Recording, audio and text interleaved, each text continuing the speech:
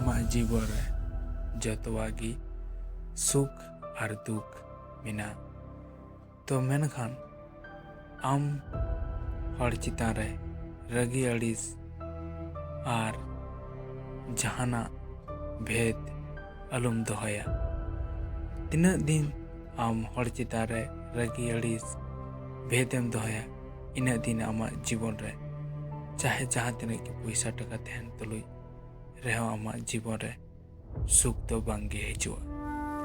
बड़ाई गयाम नोआ जीवन रे सुख और दुख हिजू गया मेनखान आमा मोने निरय कते कमी में आम रस्का सला कमी में आमा जीवन रे सुख और रस्का निहत हिजुआ हर सोला जहाना एपेर हेंडे हिस्सा सुये तीसरा अलुम दोया।